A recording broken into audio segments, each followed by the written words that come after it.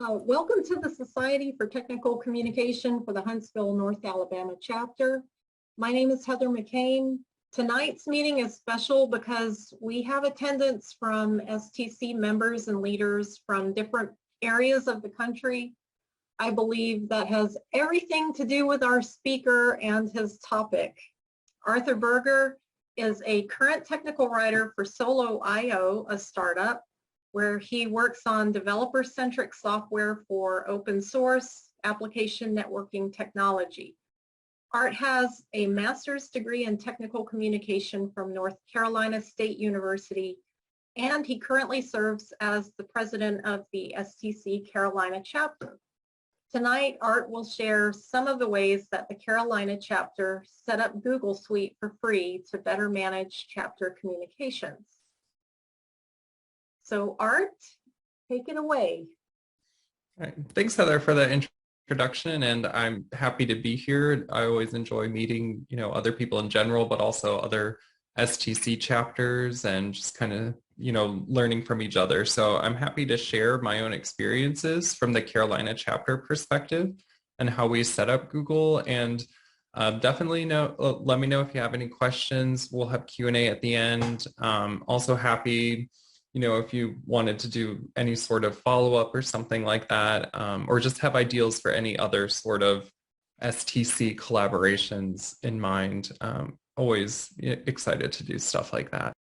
Just while we're doing that, I'll just give kind of a run through of what I thought I would talk about tonight. So I thought I would share some of the background of why our chapter wanted to use Google Suite, and then kind of describe what the migration process looked like, some of the pros and cons, and then kind of provide a demo of, what it actually looks like and how we use it, and then kind of wrap up with where we kind of think we'll go from there, if that makes sense. So now I think I can share. All right, can everyone see my screen? Yes. Thumbs up. Awesome. All right, thank you.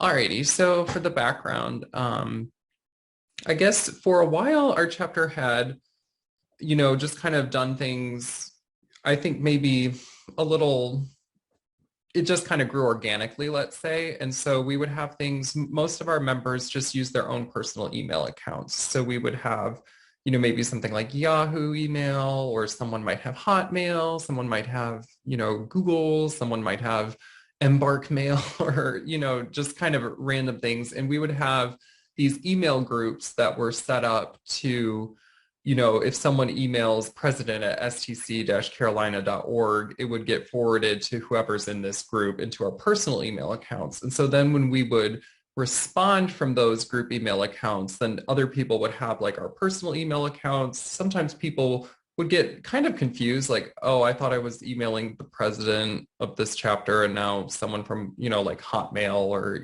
something is responding to me.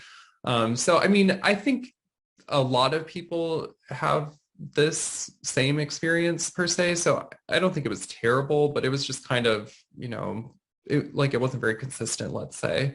And then speaking of consistency, a lot of times we would work with a lot of different tools. So, chapter volunteers, it's just, I mean, everyone's doing it on their own time, and it's just kind of however you can get things done. But everyone might have their own kind of system or tools that they would use. So, some people might be sending PDFs, some people might be sending Word docs, some people might have been already using like Google Docs and trying to do share links and this sort of thing.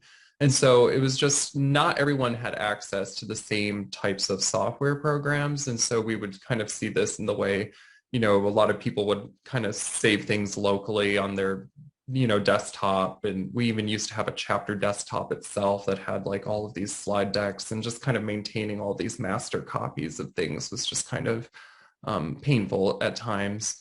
Another area that, I think everyone, again, maybe has similar experiences with transitioning roles whenever you're in a chapter organization. So, I think we did a pretty good job in terms of handover. We have kind of an annual meeting in the summer every year for the STC Carolina chapter, where we kind of bring the people who were in certain roles in, and then whoever's taking over for them. And it's just kind of a nice time to kind of, meet and actually maybe physically hand off documents, maybe show them, what we did or whatnot.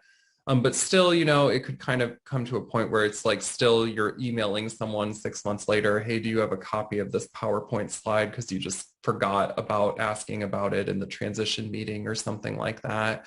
And then also with COVID, like we were no longer able to do this in person. So that also kind of made transitioning and just kind of all of the legacy knowledge that can kind of get, lost in email primarily based communication just made it more difficult.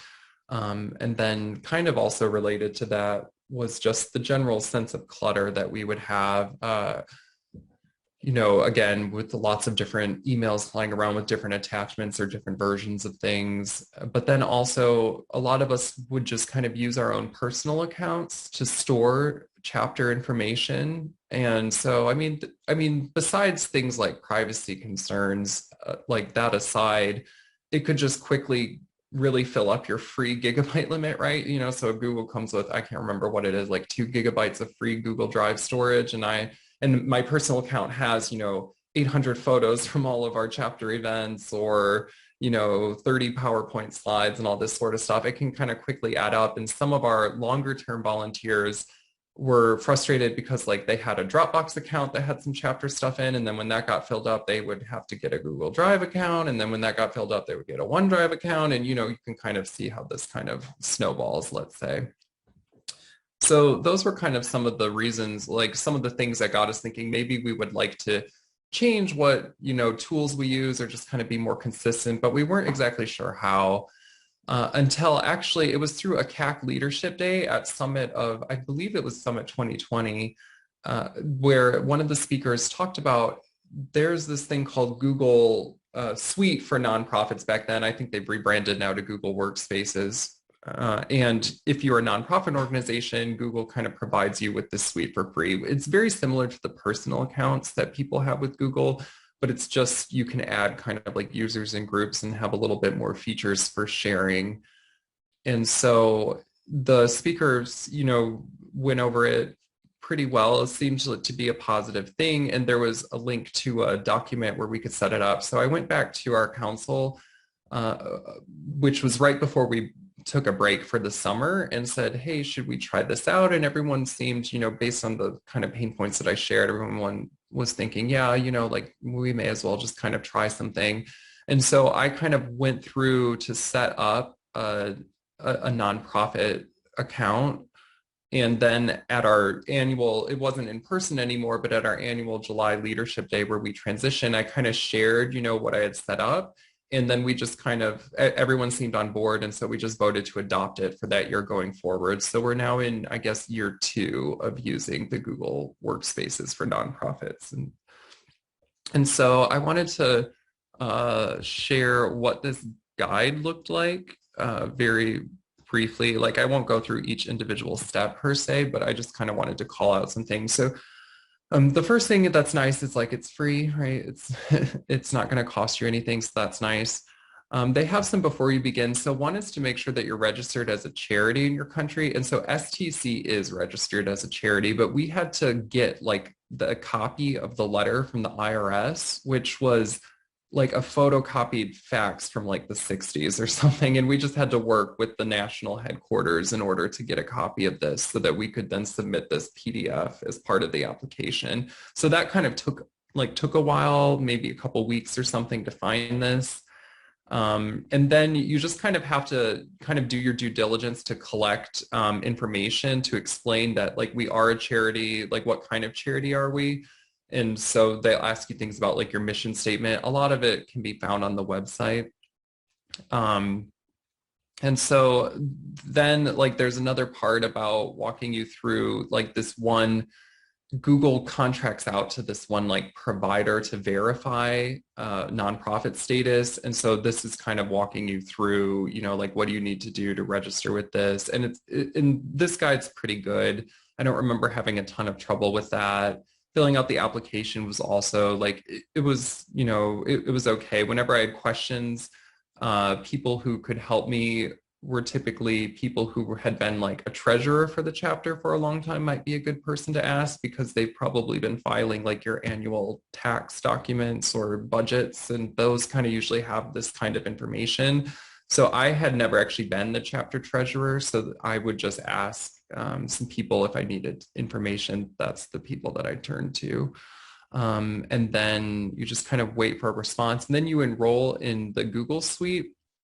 And this, again, it was fairly like okay to kind of go through. It wasn't super confusing. This was back when before Google had like profiles, whereas now if you use the Chrome web browser, you can kind of like click up here and you can see like I have my STC Carolina sign in, but then I also have other profiles. Like this is my one for work. This is my one actually from my old school account, and you can kind of add more. So this is actually very helpful for setting up, like when you finally do get your Google nonprofit login, you can kind of just like, I would just recommend just create another profile, because then you can like have it totally kind of like a separate profile from your personal stuff, so that you don't have to like, I don't know, keep logging in through a private browser or something like that. But that's not something that they had.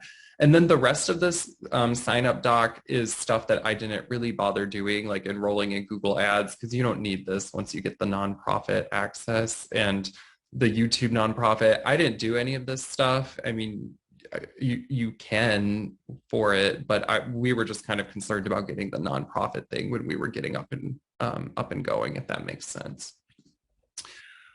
Alrighty, so returning to our slides, I wanted to talk a little bit now about using the Google Workspace and just some things to consider during each phase. So one thing is, I guess the first phase is the migration itself. So some of the things that were painful was when I did the pilot, everything just kind of was fine, but you didn't really have email anymore. Like you didn't have the same email that you had currently with whatever system you're already using, right? Because you haven't actually told whatever your current system is to like now, Google is now going to be my email provider. And so figuring out how to do that was kind of confusing because I hadn't done anything like that before. Similarly, like there might be like some sort of, I'm not even sure if I'm using the right term, like a DNS setting or something like this. Depending on how like your website and email like mailing system is set up, there's going to be like some weird kind of like files that you have to copy over from the current one into the Google one, and you have to kind of like turn off the old groups and turn on the new ones in Google. And it's just kind of like techie and a little bit, like if you've just never done anything like that, it's going to take some Googling. I would recommend asking people who had been your webmaster or your IT admins in the group beforehand. In my experience, they also didn't quite know what to do, but they at least knew like, hey, we use network solutions for our website. And so they're the ones that were also providing the emailing services initially.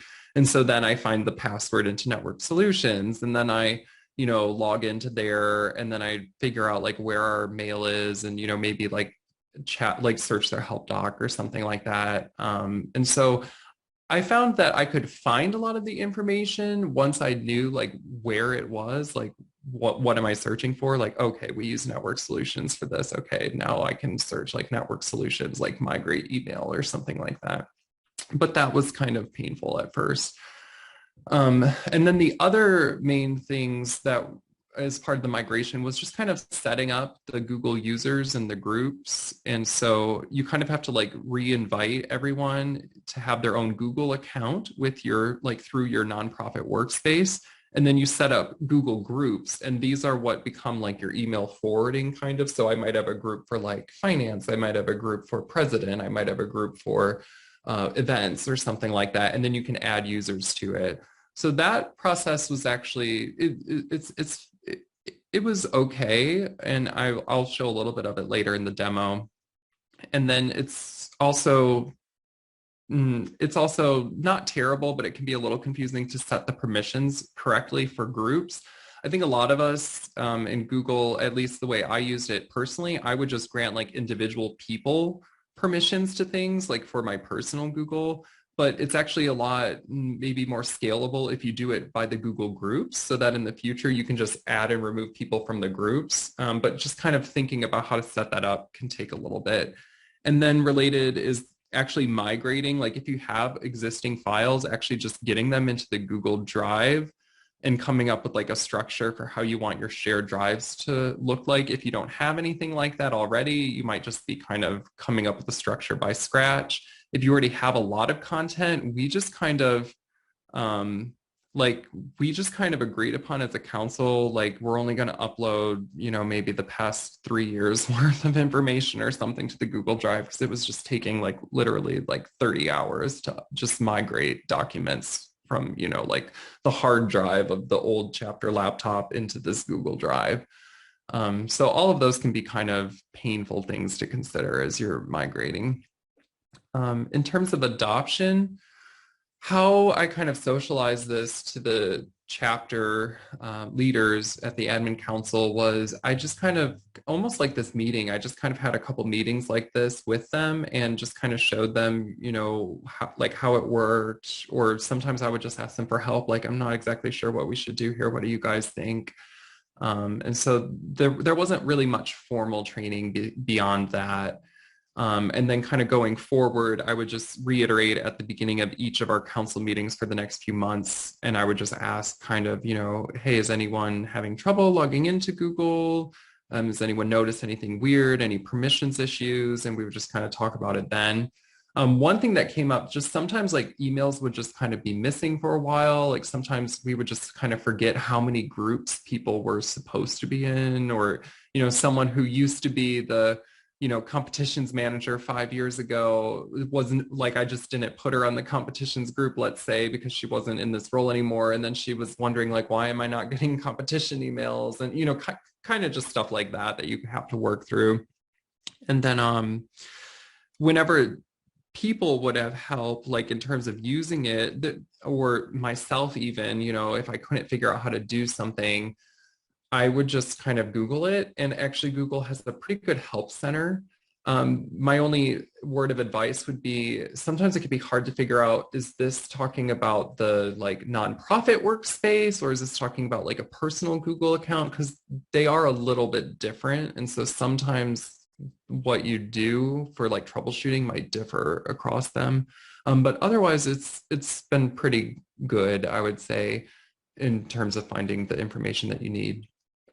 And then just kind of moving forward in terms of what the maintenance looks like, we do have some webmaster volunteers. We like our regular quote unquote website, which kind of has, our about us page and our, open volunteer roles and our blog and that sort of thing. That is all still in WordPress. And so our webmaster team focuses mostly on the WordPress blog website. And Google just, kind of once you have it set up, it just kind of takes care of itself besides onboarding new people. So whenever you need to add new users, this is kind of when I will just kind of email our webmasters and say, hey, can you add this person to this group? Or could you remove this person from this group? That's kind of been the biggest kind of maintenance burden, let's say. And then the other thing is just whenever you encounter something weird, it might be worth Googling just to see, could you set it up to be a self-service thing? So for example, people kept like forgetting their passwords, or conversely, if you don't log in enough, it will just like make you reset a password. So if you, let's say like I sent the invite to somebody and she just forgot to log in until like next week, it might have expired or something like that. So there are a lot of settings that you can find deep down in the Google admin settings area about how you can let people self-service. But again, it can be kind of hard to find. So you might want to Google it or something like that. Alrighty, so moving on, I want to talk a little bit about the benefits versus the drawbacks. So I do think the benefits outweigh the drawbacks. In terms of just having like STC branded emails for everyone, I guess it's something we, in theory, could have done with the old email system. Like I could have created an art at stc-carolina.org for myself, but then I would have had to have like logged into this network solutions thing. And I don't know, we just never did that. We always did it as we would set up like a group, like an alias like president at stc-carolina.org, and then just set up forwarding to my personal email. So one thing that's been nice is like just by default, if you're kind of like an active volunteer in the Carolina chapter, you have an email like Michael at stc-carolina.org or Marcia or, whoever is on our team, like they get their own kind of STC email branding. And I think that this helps, especially when you're like cold calling or reaching out to people to, maybe asking them to be a speaker to an event, or maybe you're trying to collaborate, something with like a professor or something, having your email signature kind of match your, organization, I think just kind of adds that extra level of professionalism that will help people to kind of take you more seriously. And I think it's been something that a lot of people who came to us as volunteers who are like early career students or career transitioners, I think that they really like kind of like having an email account through the chapter that, it just kind of lets them kind of conduct business versus using their personal accounts, if that makes sense.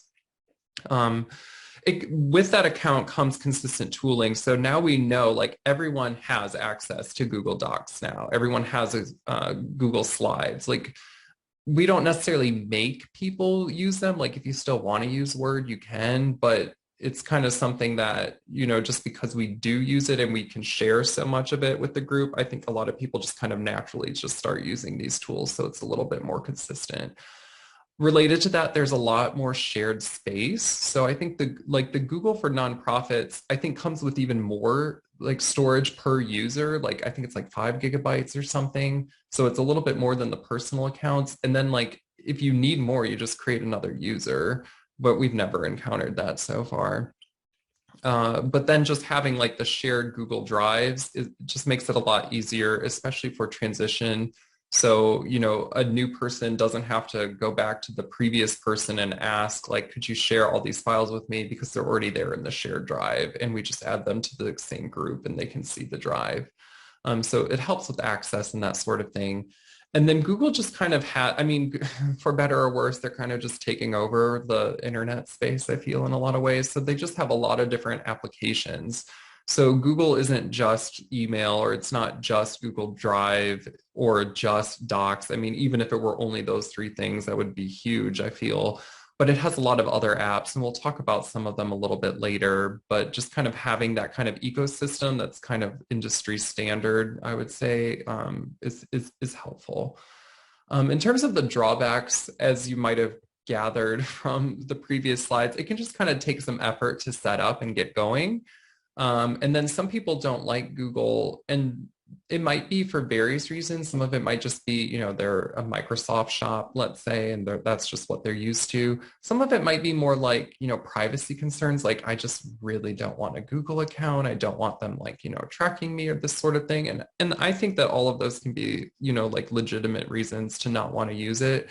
We had someone on the admin council who didn't use the Google account for like over a year just because for whatever reason. And so it's not something that like we force people, quote unquote, to use. It's just like, this is kind of the tooling that we're using going forward. And so, we kind of just set up email forwarding for this person. And then if she needed, access or something, like we just kind of tried to work around it or give her like a shared link, like an external shared link. It wasn't ideal, but again, like we didn't feel like we needed to like, mandate, let's say, that people have to use it if there were reasons why. And eventually she did just, I guess, I don't really know. I didn't even talk about it with her. Maybe I should have, but she just did just like ask for one eventually, maybe just because it was easier.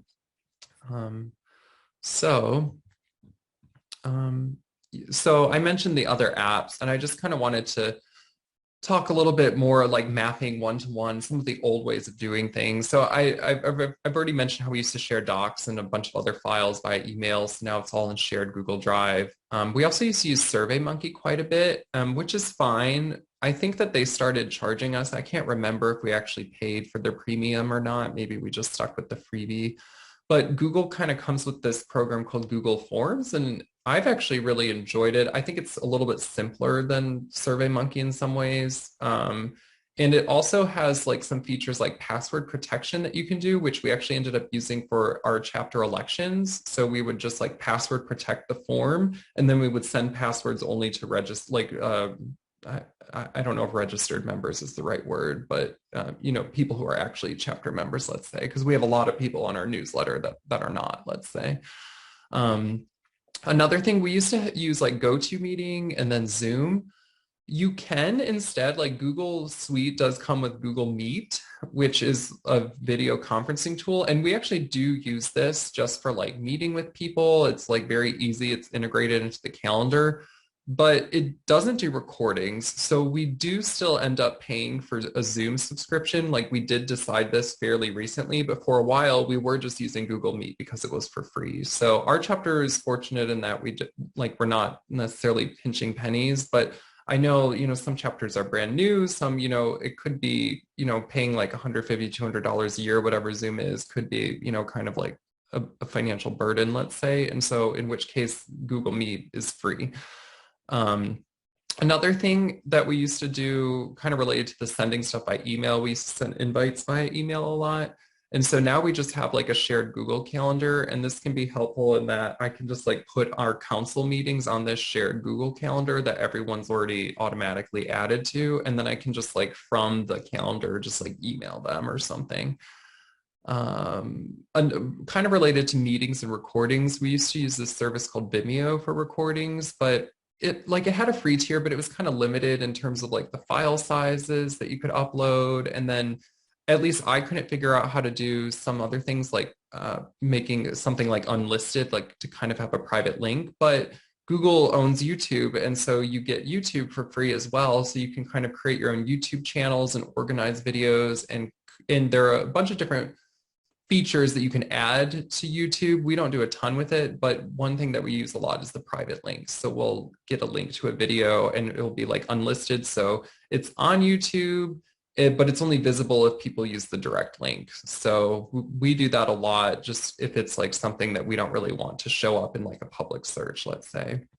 And then the final thing might be kind of weird, but I think, like if we needed to talk with each other before, we used to just like text each other or send emails, which we still do. Like, I'm not saying that we don't. And I don't mind that at all.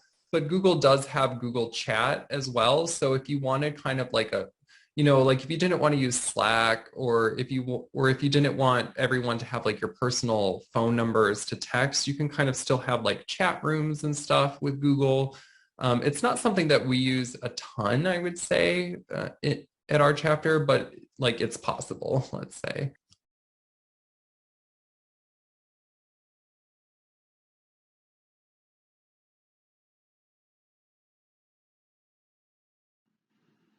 Hello, my name is Heather McCain, and I'm president of the Huntsville, North Alabama chapter of the Society for Technical Communication. We are known locally as STC-NA. First, STC-NA is the leading professional resource for technical communicators in North Alabama. It was formed as a chapter in 1959. Second, STC advances the arts and sciences of technical communication. STC members come from various industries and roles, and members can join local chapters and special interest groups, or SIGs. Third, STC membership provides opportunities for ongoing learning and professional networking. Members have access to a society member roster, a job bank, and an annual salary survey. Educational webinars and online courses are available to members for free or at a reduced cost. There is an annual STC 2020 Summit Conference, which brings professional technical communicators together for a week of networking and learning, and 2020 was entirely virtual. And locally, we have meetings from January through December, except for the summer months. Prior to April of this year, our meetings were on location, but we are changing to have more of an online meeting presence. Lastly, there is an event coordinated by Dr. Ryan Weber for UAH and the STC-NA. It is called the Rocket City Technical Communication Mini-Con. This event focuses on networking and learning from professionals in our local community. So we hope to see you at an STC meeting in the future. If you would like more information, please contact us through our website. And remember that STCNA partners with volunteers to help them build their careers. Thank you.